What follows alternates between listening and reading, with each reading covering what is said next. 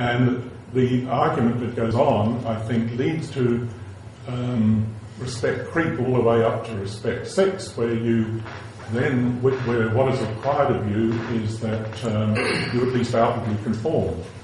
But I think you should be entitled to state your position and simply not be present, and when it's all over, turn up. Is that okay? Thank you, yeah. Yes. In New Zealand, in the past few years, there have been some horrifying instances of enraged people deliberately driving their cars into a group of people, killing some and injuring others. In one of the recent incidents where 2 people were killed at the party, soon after the event, the driver explained to a friend that at the party, people had been harassing him. God told him to deal with those people so that they would stop harassing him, so he dealt with them. I cannot respect such a religious belief. I do not see why any of us should tolerate such a religious belief. No, because it involves hurting, harming and killing people. But I think lots of religious people would agree with you as well, and so what's gone wrong here is some kind of pathology of religious belief. The person needs some kind of psychological investigation. I don't think I'd want to pin this on religion particularly, but people do have very weird beliefs that even sensible religious people I know would recognise as being pathological. Yes, but suppose that a present-day aspect, a present-day Aztec, not only believed in Huitzilopochtli, but decided to obey the commands of Huitzilopochtli and tear the beating hearts out of living people. That's not an individual pathology, but a sincere adherence to an established religion. Yes, well, I don't think we have to record that in any respect. In fact, we'd probably put him away. Yes. I don't know much about Aztec society, but I guess the victims of these things would have liked to have put their priests away as well, but couldn't. Yes, Spaniards rescued one young man from his heart ripped out, and they were astonished to find that he was dismayed and furiously objected to the ceremony being prevented. Well, then that is, I think,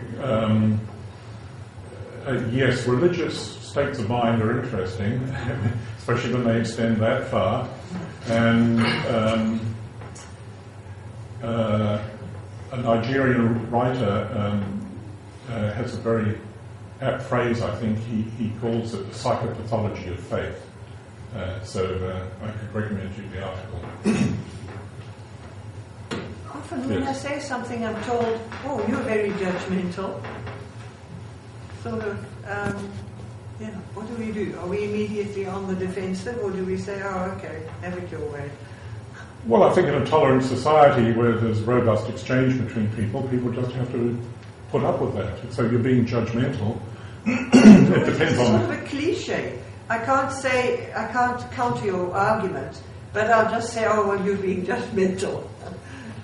Oh, well, you've got to carry the argument through, and you can't dismiss it easily.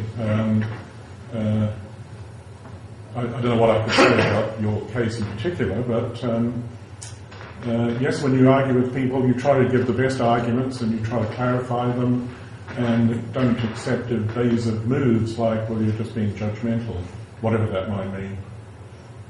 I think it means you don't want to listen and you might as well shut up. Okay, yes, it's a way of turning off.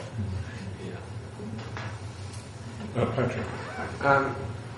There might be a notion of respect which I didn't see in your talk, which might be desirable, namely to respect one's limitations and others' skills to exercise their mind correctly. So respecting my limitations mean that, I believe what I believe, and I respect that you might have the same kind of skills I do, so why would I suspect that you're being wrong? I should respect that you might be right in this, and it seems also that just tolerating, mere tolerance wouldn't be enough to engage socially. I want a little more than tolerance from people. I want to be respected in general. I mean, we respect one another, no? Well, what does the respect one another come to? It means you recognise their right to freedom of speech, freedom of action, and so on, even though you might object to the things they do and the things they say, or you might have a more sceptical attitude where they're more dogmatic, and so on. So I think the kind of respect there you're talking about comes close to my respect too, in the sense of letting be or not interfering, or allowing people to do their thing. But it's also recognizing their skills. It's what? Recognizing who they are, more than letting them be. Yes, well, your question was, is there a distinct sense of respect here? And I don't claim that the 6 I've given are all of them, but perhaps respect one in the sense of paying careful attention to, or just giving careful attention to various kinds of thing, could come close to what you're getting at. So you pay careful attention to what other people say, what you think, you're critical of that, and so on. And that's perhaps a common, well, it's a basic sense of the word respect, though it's one that's perhaps not so commonly recognised. It's certainly one that Rushdie appeals to immediately, saying, well, this kind of paying attention to is what we all want in some degree. Yes? One thing that I was thinking about was that we seem to be talking about respect, but I believe there's also a whole gradation of contempt. In that many of the extreme religions, if you watch their TV broadcasts, openly express a great deal of contempt for non-belief, and will actually, put that on TV. And yet when you read the broadcasting acts and things, it says that it's a crime to preach contempt for one group of people on the ground. Yes, well, what I notice is that we just blindly, happily let that go on. Well, I mentioned respect, and then not having respect, and then disrespect. And I guess the same thing could apply to, say, religious believers about my own views or your own views, namely, they don't accord them any respect, or they have a large dose of disrespect towards them. So even though I didn't talk about it, and it's an interesting thing to look at the gradations of disrespect, and you, I think, used the word contempt.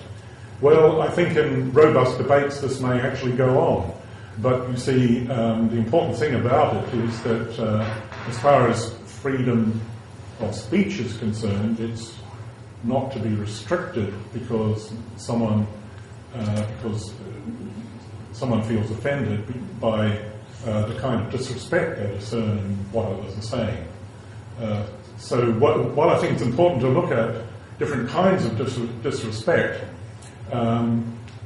it's not an argument that those who feel that respect can use to restrict freedom of speech or anything else like that in any way. But to further that, there seems to be implicit in some religions that you can incite contempt for groups of people on the presumption that they don't believe what you believe, without actually engaging in what they actually believe, or disagreeing with what they believe. You just simply do so on that basis. And as far as I can see, that can be a ground for restriction.